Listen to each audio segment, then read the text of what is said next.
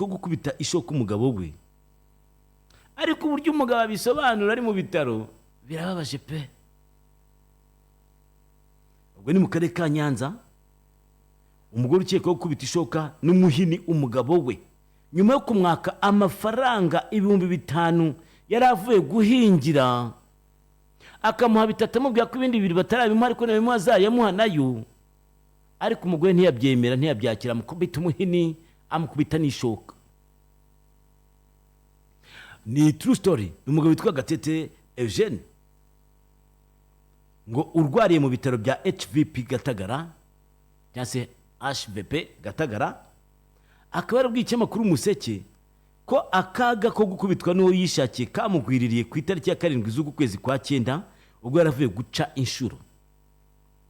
Avuga ko amafaranga yahembwe yose uko ari 3 yayahaye umugore bashakanye, naho andi asigaye amubwira ko azayamuha nayo bayamuhaye. 5 byose bati akira, ariko ngo umugore ntiyabyumvise, ahubwo yakomeje kuyamwaka maze amukubita ishoka n'umuhini, amuziza ko ayo 2 byasigaye atayamuhaye. Agira ati, ubyumva uko abivuga, umugore twashakanye yabanje kunkubita umuhini w'isekuru, ngize ngo nirwaneho abankubise umuhini wa 2, noneho mbura nuko musaba imbabazi kuko sinabashaga kuvuga, ndambarara hasi, afata ishoka ayinkubita mu mutwe, amena amazi, arigendera asiga mu nzu. Nguko umugabo abivuga. Uyu mugabo akomeza avuga ko umugore yahise ajya hanze kubyigamba ko yishe umugabo, abaturage babimenye baraza bamujyana ku Mungobyi kwa muganga.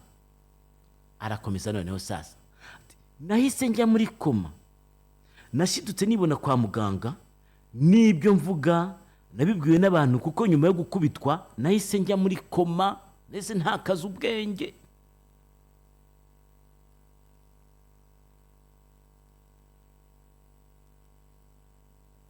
Abaturanyi bavuga ko uyu mugore mbere yo gukubita umugabo we ishoka mu mutwe n'umuhini yashatse no gukubita nyirabukwe, ariko ngo amukizwa n'abandi baturage.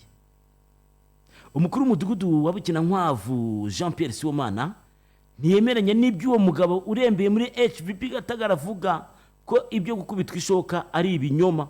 Gusa abaturanyi b'uwo muryango bavuga ko umudugudu abeshya kandi akaba akingira ikibaba uwo mugore kuko bafitanye isano, ibyatumye yanga no gukora raporo y'ibyabaye bigatuma uyu mugore ari kwidegembya ubu ngubu. Ngako aga true story k'Inyanza. Umuntu w'Inyanza mukanya yamagati Nyanza wacu ibintu biba bimeze nabi.